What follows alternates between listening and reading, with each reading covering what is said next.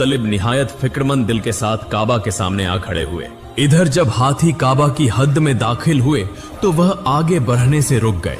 उनके पांव गोया पत्थर के हो गए थे, जैसे किसी चीज में अटक गए हों।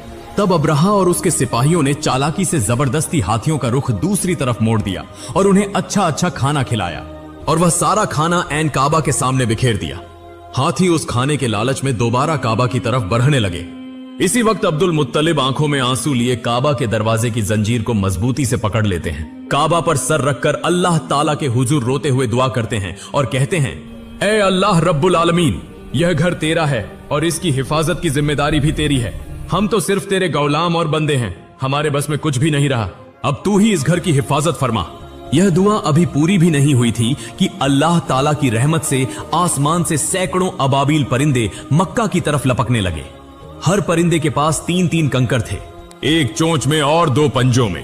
पहले इन परिंदों ने मक्का को घेर लिया और बैतुल्लाह का तवाफ करने लगे। फिर वह तेजी से अब्राहा के अजीम हाथी लश्कर और उसके सिपाहियों की तरफ बढ़े।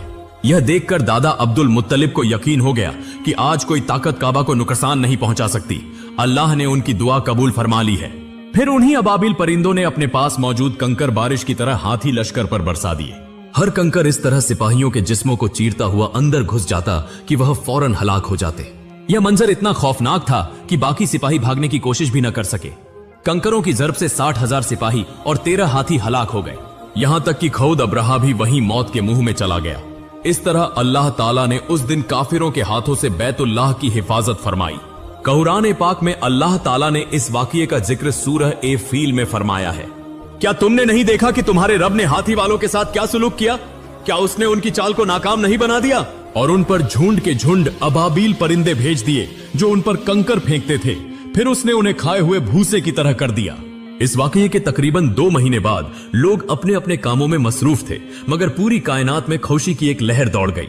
गया अल्लाह रब्बुल आलमीन ने ऐलान फरमा दिया हो कि दोनों जहां के बादशाह रहमतुल लिल आलमीन इस दुनिया में तशरीफ लाने वाले हैं।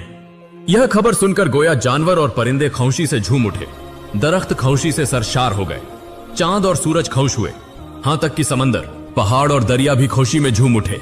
सिर्फ यही नहीं बल्कि जिन्नात भी खुशी मना रहे थे। पूरी कायनात गोया रहमत के आने के इस्तकबाल के लिए मुंतजिर थी। इसी रात दादा अब्दुल मुत्तलिब काबा शरीफ की छत पर खड़े थे। अचानक उन्होंने देखा कि आसमान में नूर की एक चमकती हुई रोशनी जाहिर हुई जो अरब से लेकर मशरिक तक पूरी दुनिया में फैल गई। यह देखकर वह हैरान रह गए। वह फौरन वहां से दौड़ते हुए नीचे आए। नीचे आकर देखा कि काबा शरीफ के अंदर मौजूद 360 बुत खुद ब खुद टूटकर गिर रहे हैं। फिर काबा से बाहर निकलकर देखा कि